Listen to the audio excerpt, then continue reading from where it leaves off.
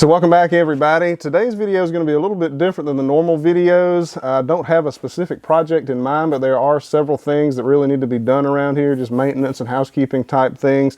So I'm going to take y'all along. The first thing we need to do is just get this generator out and run it, and just make sure we don't let it sit too long without being run.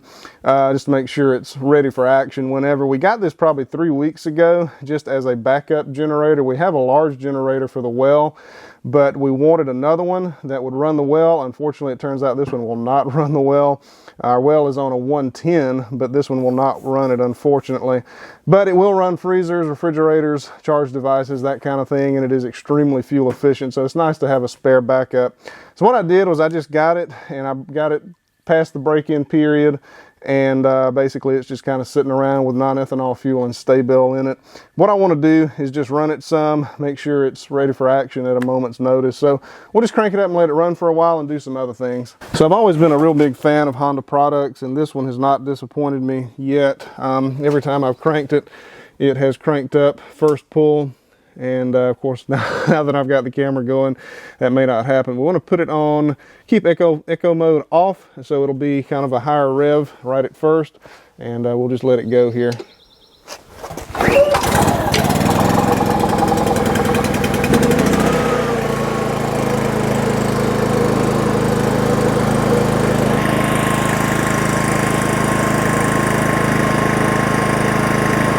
Not sure how well y'all can tell, but it is just rain. Well, it's misty, I guess you could say, real foggy here. And I need to do some lifting work with the tractor. And this seat, even though it's up under a shed here, is pretty wet. Let's get this dried off so I don't have to have wet pants all day. There we go.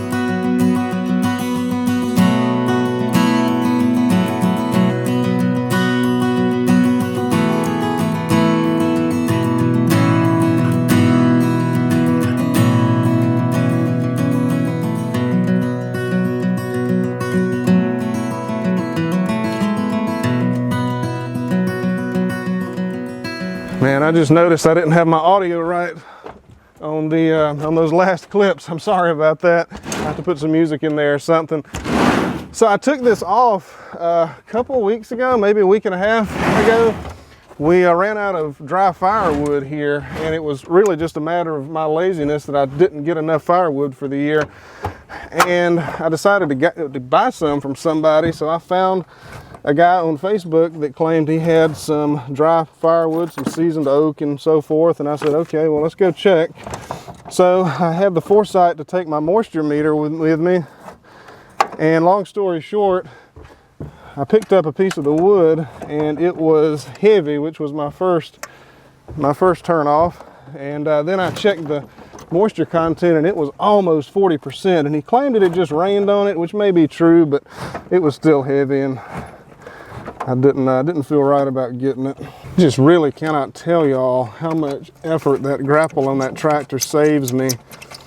So if y'all are considering getting a tractor and you're kind of back and forth about the grapple and that extra expense, just, oh man, just do it. It will I think somebody told me when I got it and showed it on YouTube for the first time, somebody said, yeah, that thing's gonna do as much work as 7 men, and I really think that's true. It is just an absolutely amazing tool. As you can tell, the uses for it are just about limitless. You can pick up stuff like toolboxes and put them back on the truck, and pick up logs and brush. Brush is probably the most valuable for brush and stuff. Brush is one of the most difficult jobs to do, moving brush around, and it just makes it a breeze. It's a back saver, time saver, frustration saver. It's worth it, I promise. All right, that's gonna do it for this job. Let's go check on our generator.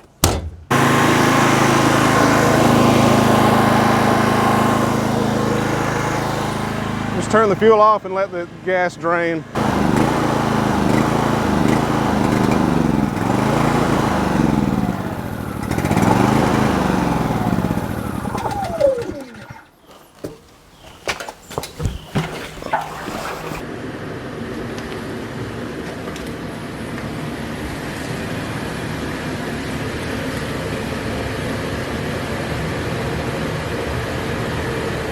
As you probably guessed, I need to change the oil in my wife's car here, and Toyota kind of made this tough on the home DIY person.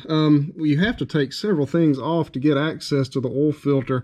There's this little plastic panel right here. It has to come off. It's got 1, 2, 3, 4, 5 bolts, and this right here. And also, I believe this skid plate has got to come off as well before you can get access to the cartridge and the drain plug.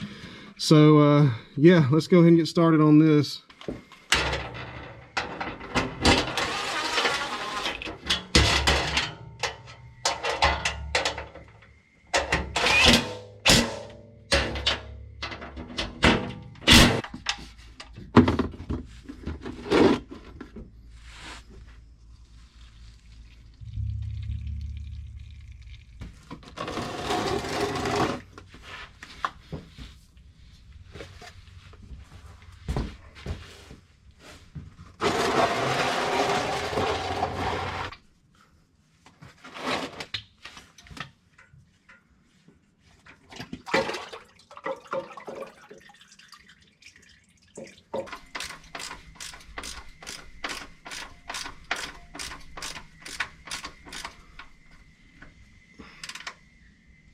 So I know some of you Forerunner owners are furiously typing comments right now, but before you click enter on that comment, I wanted to show you here, I skipped a step in that, and it wasn't intentional. I basically just forgot. These are the filters that I use right here. I just bought like a box of 5 OEM Toyota filters, and how they work is they come with this weird little thing right here, and it's really a little drain. I don't know what you would call it, quite honestly. It's a little drain plug. I don't want to call it a plug. It's a little drain, I guess you could say, that you're supposed to take that. You take the bottom of the oil filter off up under the vehicle. Then you stick this in there, and it drains the oil that's in the canister. And then you take the whole thing off and put your new element in there. But I skipped that step. I completely forgot that that was supposed to be done. But either way, we got the oil out. It was just kind of a little bit messier this time. So what I've started doing, I used to use just conventional oil in everything and standard filters and so forth, and it worked fine, of course, but you know, I was changing the oil every 5,000 miles. I know the recommendation is like 3,000, but that just seems like a lot. What I've started doing is using a good quality filter and synthetic motor oil. I only have to do it about every 10,000 miles, and it saves time, and it ultimately saves money because you know, you can get a package at Home Depot or AutoZone or wherever. Sometimes you can find Mobil 1 and a good quality filter on sale for about 30 bucks or so, $35, and you can compare that to 2 changes of conventional oil, maybe at $20 or $25. Your money ahead and your time ahead. This oil is Mobil 1. I do use Amazon oil sometimes as well. It seems like pretty good quality stuff. I think, what is it, Project Farm? That's a really good YouTube channel. I think he's tested all these oils before and can't find a whole lot of difference between them. All right, let's check our dipstick.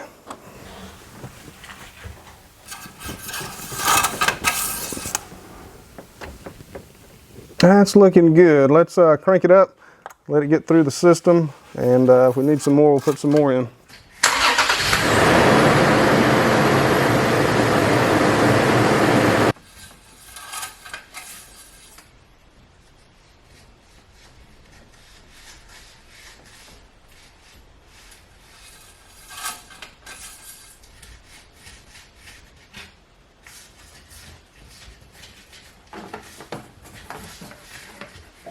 All right, let's get the underside back together and we'll be okay.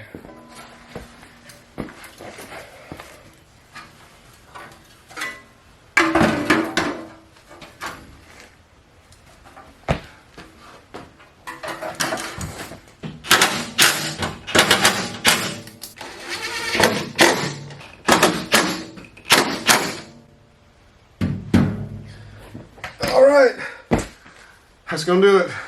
I always save my used oil because it makes real quick work of starting brush piles and stuff like that I want to get rid of.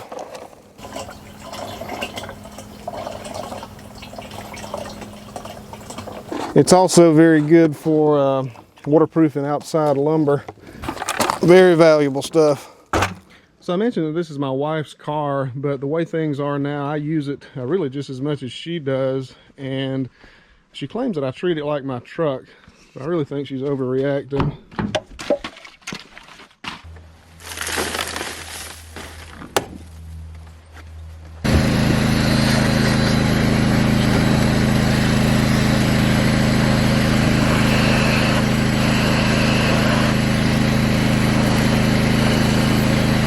So this is something that I wasn't planning on doing today, but the weather seems to be holding out for it well enough. This is a pressure washer, and if you've been watching the channel not long ago, I did a review on a little electric chainsaw, battery operated chainsaw. Well, this is by the same people that made that chainsaw, and they sent me one of these for free just to see if I would review it and see how well I liked it. And here it is.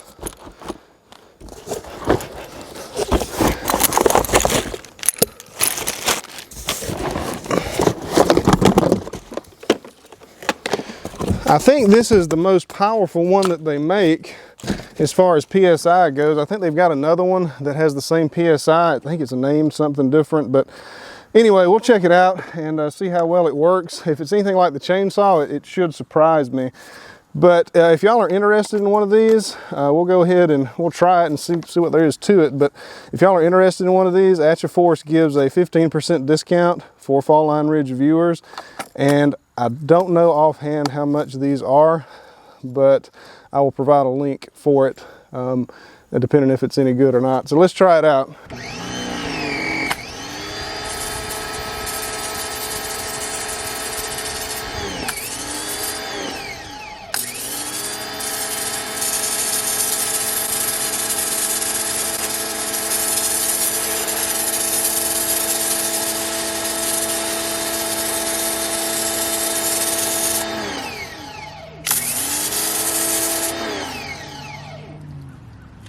Surely I'm missing something here. You're gonna have to dry farm now. Is it? That's fine. What's wrong with this thing, Howard? I don't know. I ain't never seen nothing like that. That's not much pressure, is it? I don't know. I don't know what's wrong with it. It sounds like there's a bunch of air getting in from somewhere. You hear it spitting like that?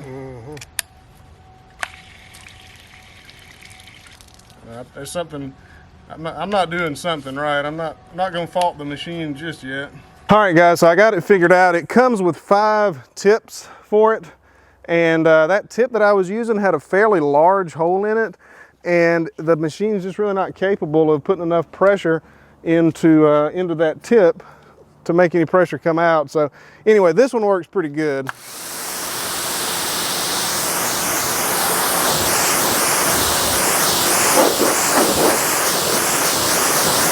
If fact, that one works really good, and I guess the other ones probably work okay too. So it was just the tip. The machine works fine.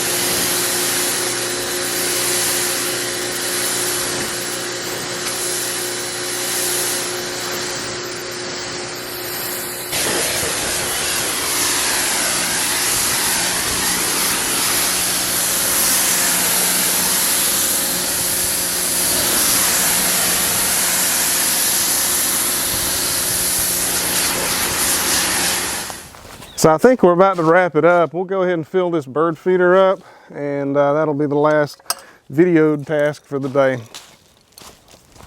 All right, so what is the verdict on the pressure washer? I know that really wasn't a proper review on it, and I'm planning on showing it again in a video about the tractor later on.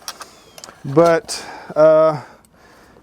just what I just saw, I looked up the price. It's $143. You can get a 15% discount with a falllineridge coupon code. I don't make any money off of that.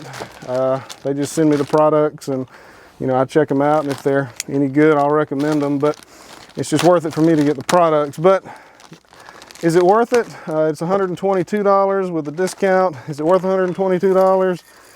You know, I guess if you're a homeowner and you may need a pressure washer maybe once or twice a year, and you want to, I don't know, pressure wash your front porch or something like that, and I don't mean a huge front porch, I mean maybe a small one, it might be worth it.